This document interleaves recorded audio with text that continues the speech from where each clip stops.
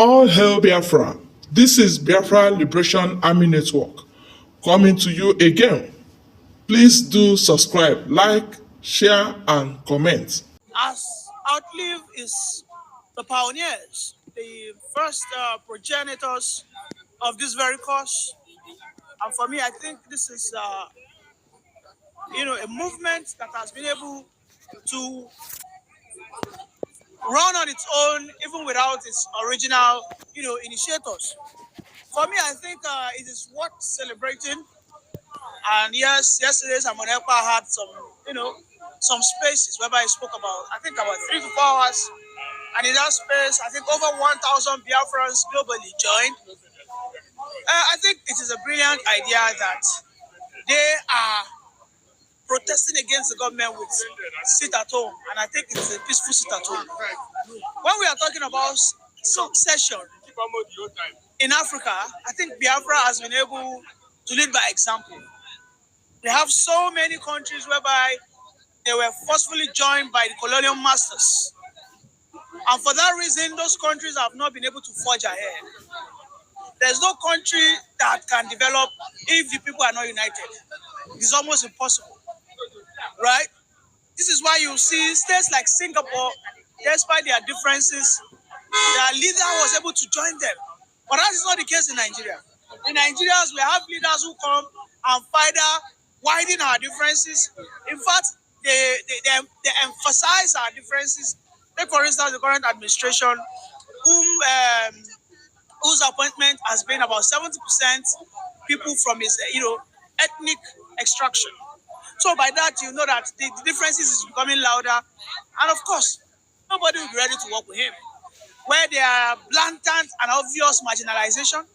So I think what Samonepa is doing is what we call a legitimate way to seek for, your own succession from a nation that you think is not in any way for your interest. So for me, I think, it's a good one. I am from the Yoruba extraction. However, we have not been serious about our secession. We are more comfortable with this entity called Nigeria. And there's absolutely nothing wrong if someone wants to leave. Okay? I used to be of a notion of maybe we must force ourselves to be one. But over the years, I've taken my time to study that it is in accordance to human rights that if you want to leave, according to the charter, a treaty signed in Switzerland, and even in accordance to the African Union, the Treaty of African Union, any country that decides to leave its original state and be on its own, they go through referendum, they go through peaceful protest and agitation, and when that referendum quota is achieved, they have to take them to a court and let the court decide. But we can see that Nigeria, by all means, only understand one thing: infringement of human rights. This is why they will, apprehend someone who has done nothing. Meanwhile, they will allow the corrupt politician go. And that is the state of our country today, Nigeria. So for me, I don't think what Samanepa is totally wrong. Although I understand that there are some pocket of violence is going on in the south, but it is nothing compared to what is going on in the north. Okay?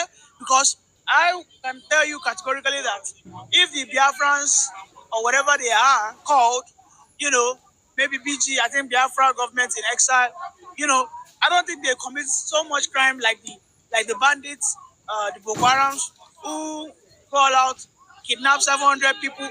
There was a time even these bandits demanded for 1 trillion. You can imagine how ridiculous those guys are. So for me, I think this country needs to understand that when people say that they don't want to be a part of this unitary system again, you go into the negotiating table, and I'm very sure that the Biafra would rather go for the Abure Accord, which, as I back then, emphasized on what we call regional governments. I'm sure the Biafrans will love that. They are in charge of their resources. They are in charge of their educational curriculum. They are in charge of their their internal policing. These are things that every region, even the Western region, wished for. But one thing that the Biafrans have been able to do is show courage show leadership.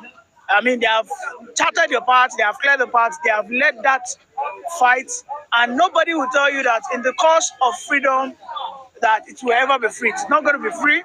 When you are fighting for freedom, you must understand that it's an excruciating process, and I must commend the effort so far by Nnamdi Kanu and Simon Ekpa, and of course all the teaming Biafrans, either in Biafra or in Nigeria, as of today. Do you agree with Wole Soyinka in his position that nothing can stop Biafra, that Biafra cannot be defeated, not even by the Nigerian government? You see, Wole Soyinka has his lapses, and of course he has his upsides. You know, recently, Wole Soyinka talking about youth not coming out is what we have, you know, castigated him for.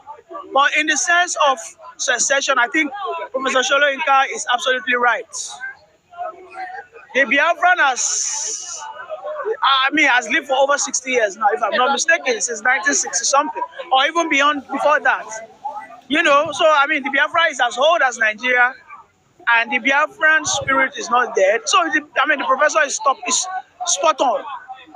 It's spot on. Don't forget that Wole Soyinka was one time arrested for saying that word, that Biafra cannot be defeated, that Biafra is a spirit.